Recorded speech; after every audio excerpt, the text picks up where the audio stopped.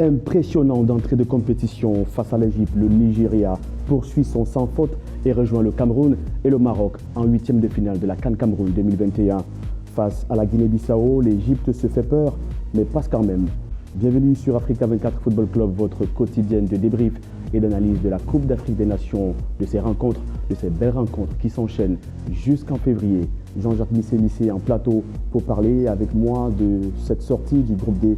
Bienvenue.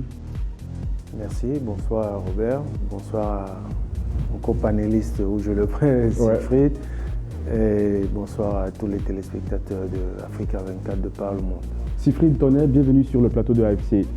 Bonsoir Robert, je commence à être un habitué. Bonsoir à tous les téléspectateurs d'Africa 24 Football Club. Le Nigeria démontre toute sa classe. 2 matchs, 2 victoires. Est-ce un sérieux prétendant pour le titre ? Je dirais en regardant, oui, comme un fanatique, je dirais oui, le Nigeria est un sérieux prétendant. Mais en regardant dans les détails, je pense qu'ils ont pas mal de lacunes.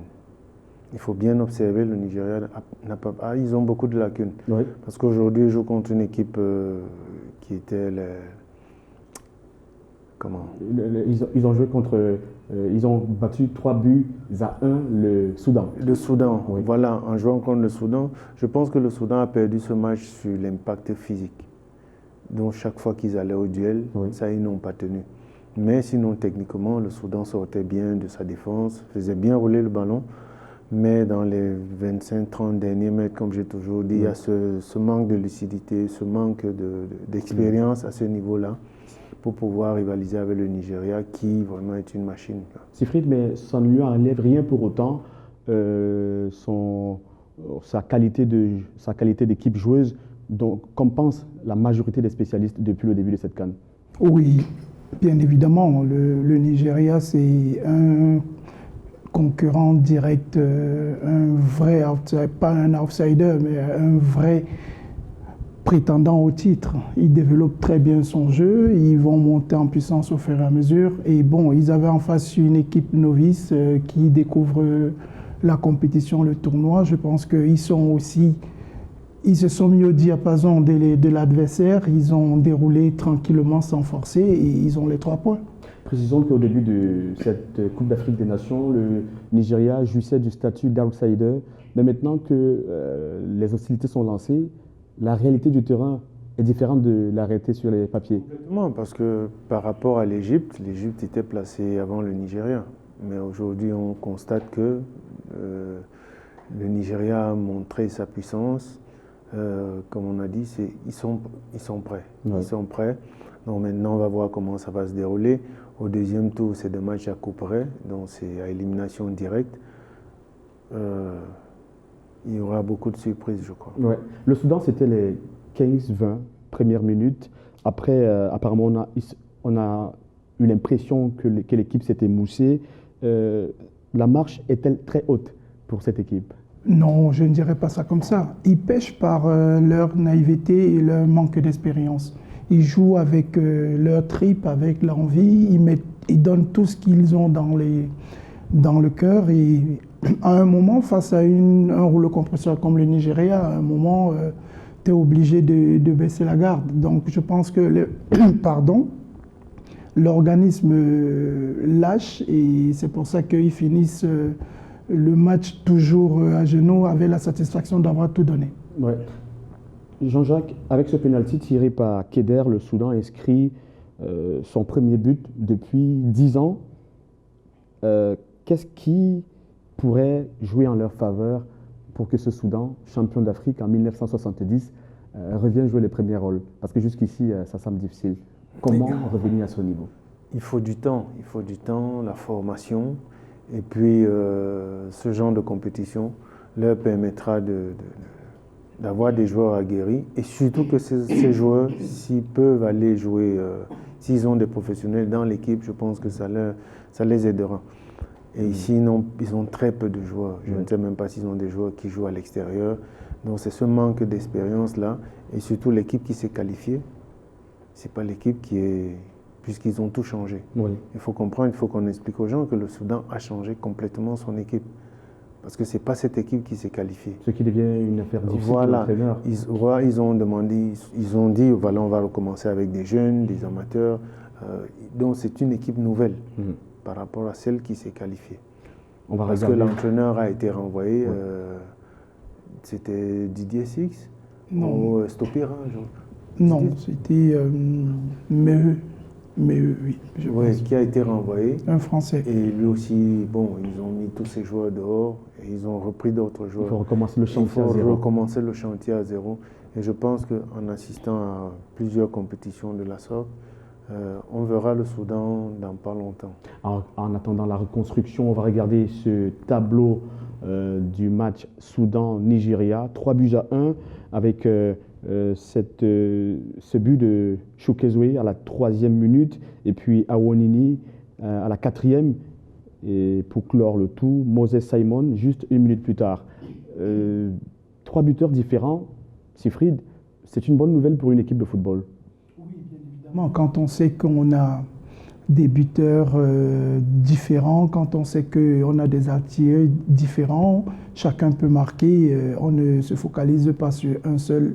Le danger vient de partout, c'est de très très très bon augure pour l'entraîneur et pour les spectateurs. En parlant des spectateurs, justement, évoquons la question de la ferveur dans les stades. Garoua occupe jusqu'ici sans doute l'une des meilleures destinations en termes de téléspectateurs au stade, à part Olembe, lors de la sortie des Lions exclusivement. Pourquoi à 5-6 jours du début de la compétition, 5 à 6 jours plus tard, on a toujours du mal à avoir plus de spectateurs dans les stades? Je pense que les gens ne sont pas au courant de l'allègement du dispositif sanitaire. Donc il y a l'allègement du dispositif sanitaire et puis aussi le communiqué qui est sorti aujourd'hui pour faciliter la tâche aux gens pour aller voir les matchs. Mais Garoua, depuis le début, a répondu présent. Je pense que les choses se passent bien de ce côté-là, avec la proximité. Le groupe du Nigeria, le Nigeria à côté, il y a cette proximité aussi. Donc je pense que c'était plus facile pour eux de venir voir les matchs de leur équipe. Les autorités conscientes de ce fait et qui veulent voir une fête réussie au Cameroun à l'occasion de cette Coupe d'Afrique des Nations ont pris des mesures. Regardez.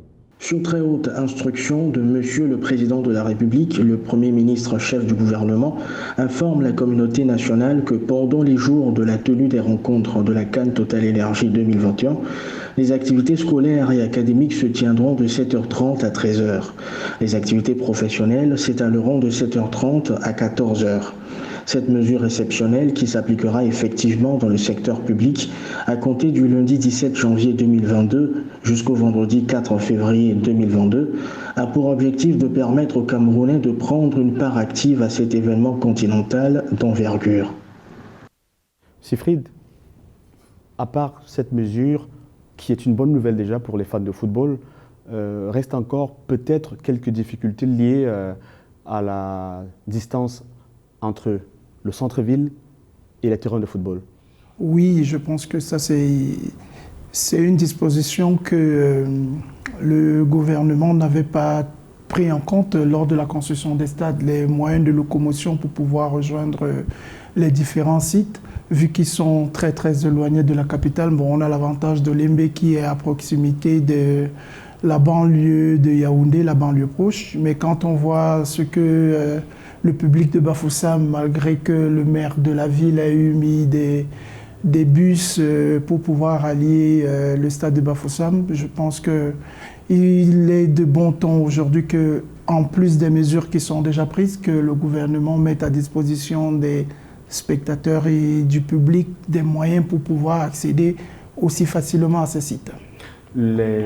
L'allègement des mesures sanitaires, du pass sanitaire, qui est la condition jusqu'ici, la condition officielle, reste peut-être pendante et du coup, tout le monde n'a pas l'envie de se faire vacciner et d'accéder au stade.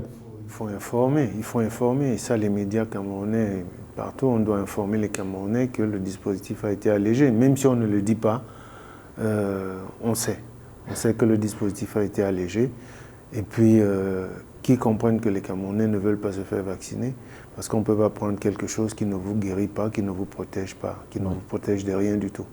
Donc je ne vois pas pourquoi quelqu'un va aller se faire vacciner alors que ça ne protège de rien. Non, c'est ce que les Camerounais ne veulent pas.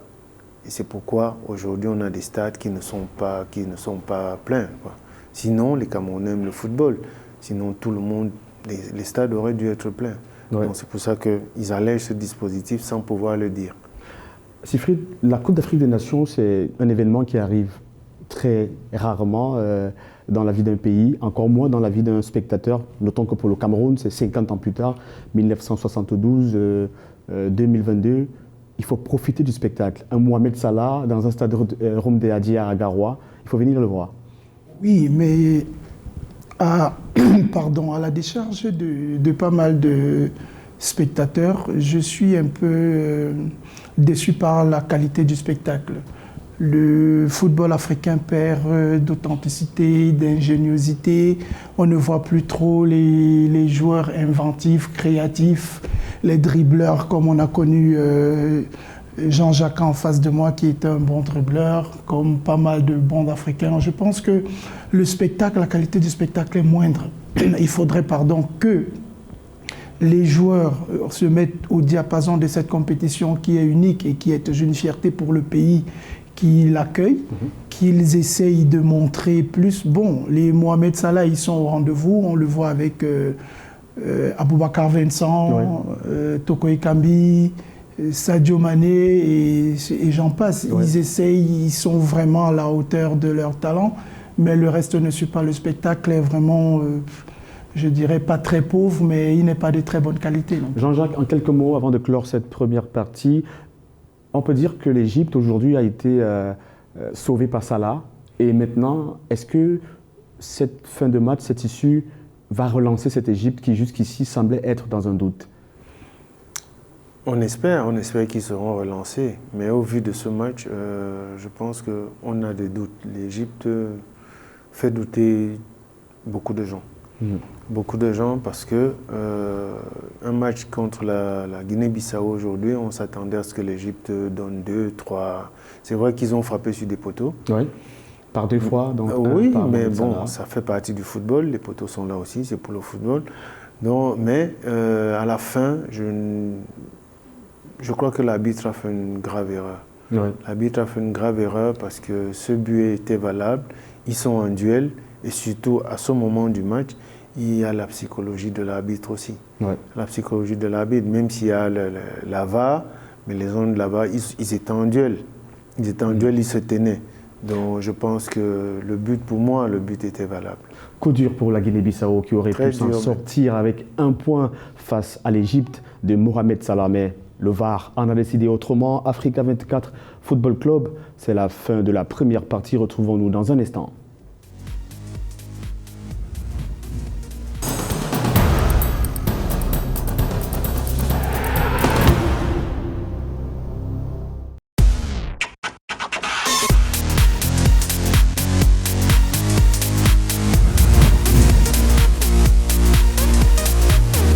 La deuxième journée du groupe D a rendu son verdict. Le Nigeria passe en huitième de finale. L'Égypte de Mohamed Salah gagne un match, y arrive, mais dans la douleur. Bienvenue dans la deuxième partie d'Africa 24 Football Club, votre quotidienne qui débriefe et analyse les rencontres de la Coupe d'Afrique des Nations 2021.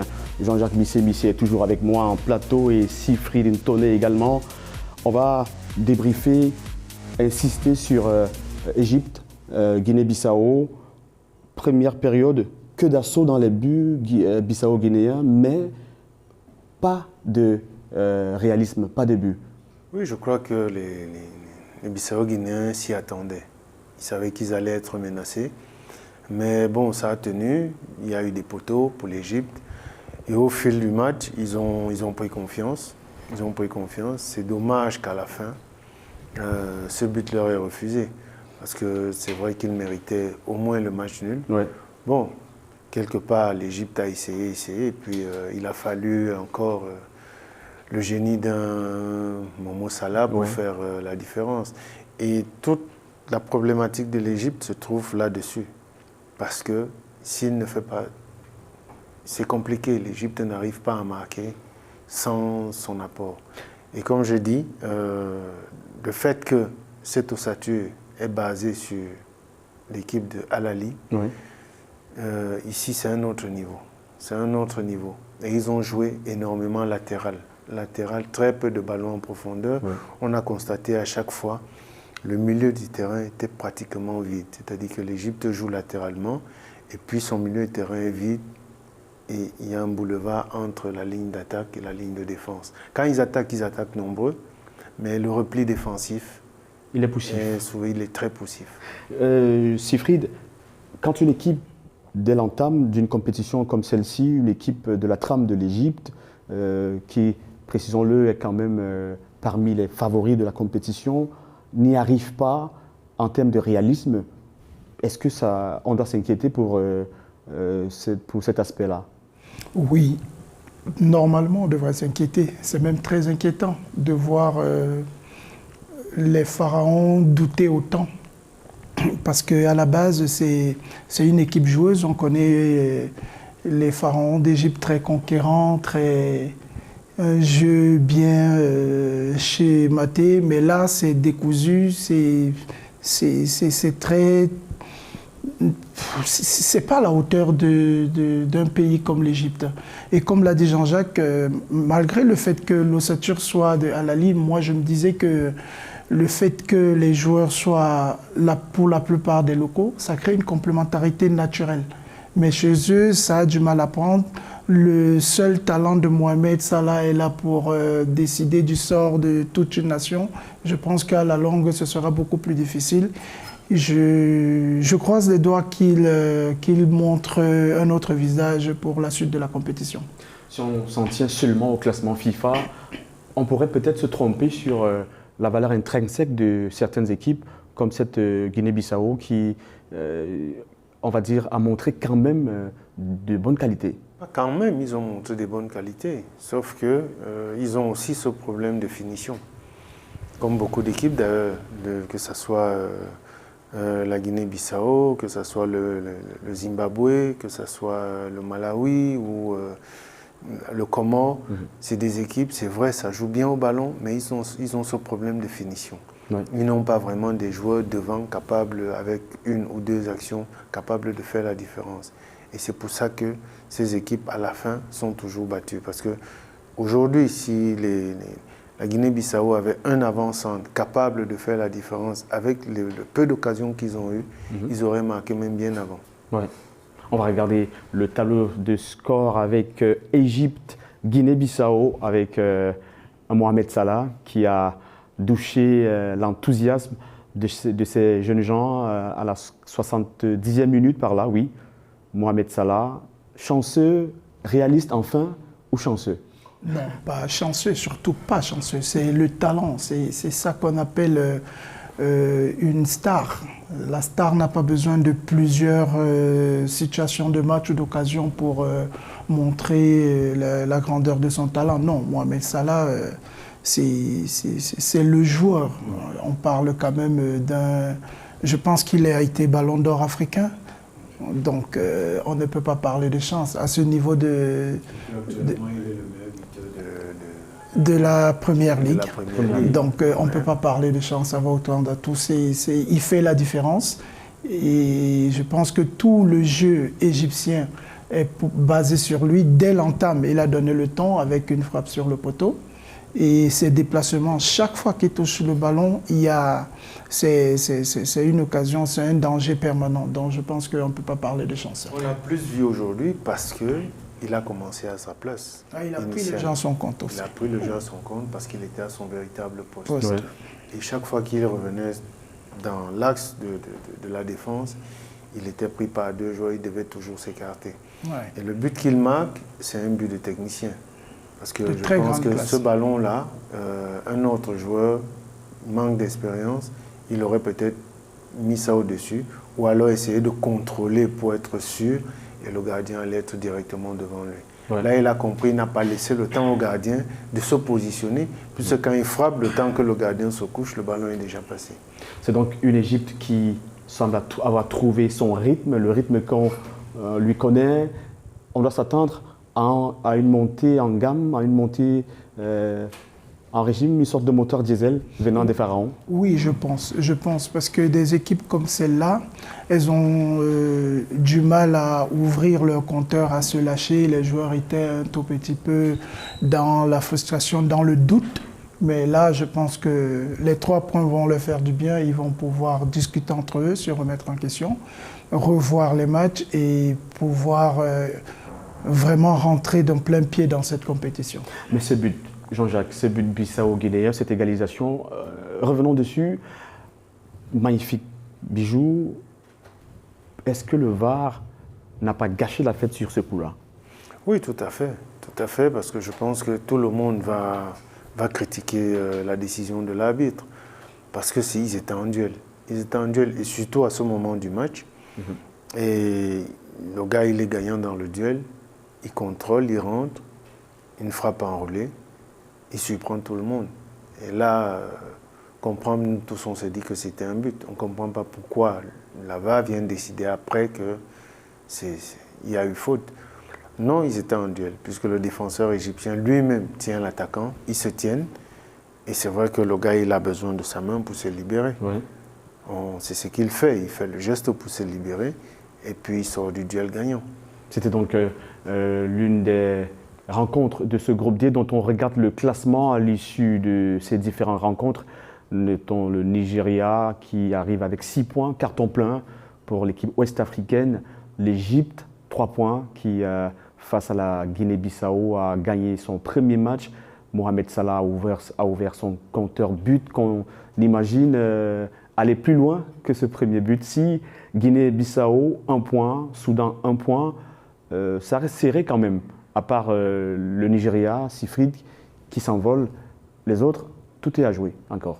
Oui, tout est à jouer, mais je ne suis pas inquiet pour l'Égypte parce que, comme je l'ai dit tantôt, ils ont déjà pris la mesure de la compétition, ils sont rentrés en plein pied, mais je suis un peu estomaqué par l'attitude des arbitres qui n'arrivent pas à se mettre au diapason de la compétition. Comme le décriait tantôt Jean-Jacques, c'est le fait de jeu qui annule le but de la Guinée-Bissau. Je pense que l'arbitre aurait dû avoir un peu de psychologie, un peu de hauteur pour qu'il puisse prendre ses responsabilités au vu de ce que présentait le VAR et accorder ce but. Ça va encore faire couler beaucoup d'encre et de salive et on va encore parler d'injustice. Je me dis, les arbitres, il faudrait vraiment qu'ils prennent la mesure de la compétition et qu'ils se mettent à la dimension. Projetons-nous sur le calendrier du 17 janvier. Qu'est-ce que ça nous réserve?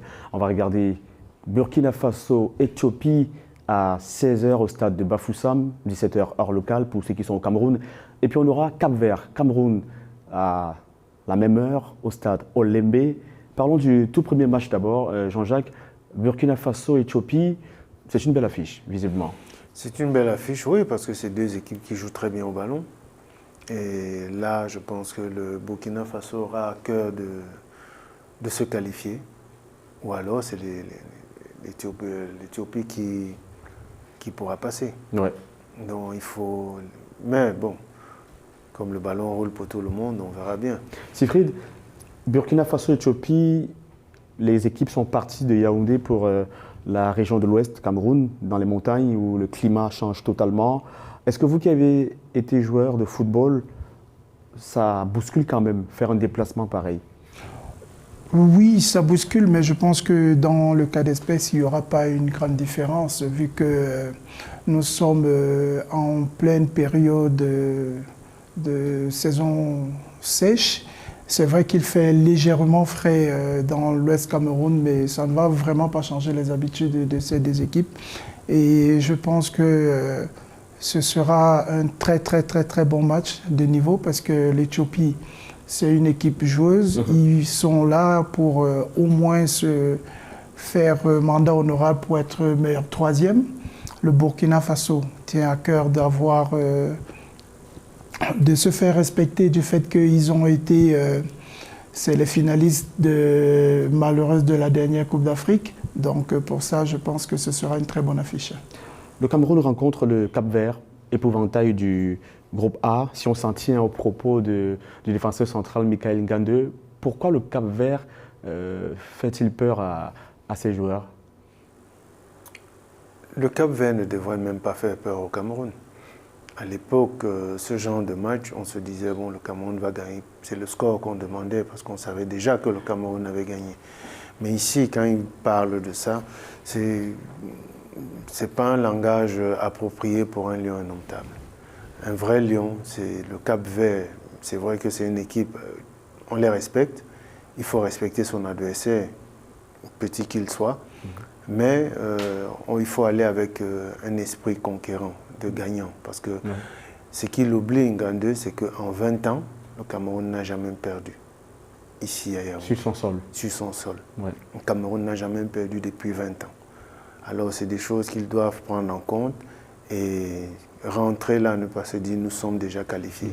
Et il faut qu'ils fassent le job, il faut qu'ils fassent leur boulot et qu'ils finissent ce premier tour sans défaite. Et puis, que les buteurs, que ceux qui marquent des buts, le fassent parce que ça leur mettra en confiance pour le huitième de finale. Parce que là-bas, ça sera un match à élimination directe. Donc la moindre occasion, il faudra la mettre au fond. Une statistique totalement hallucinante. La dernière fois que le Cameroun a perdu sur son sol, c'était en 1998. Le Cap-Vert est donc, on va dire, averti. Africa 24 Football Club, c'est donc la fin de cette édition.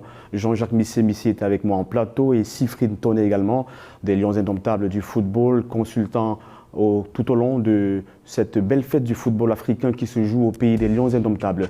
Restez en compagnie des programmes de votre chaîne panafricaine, la première pour l'information en Afrique. Au revoir.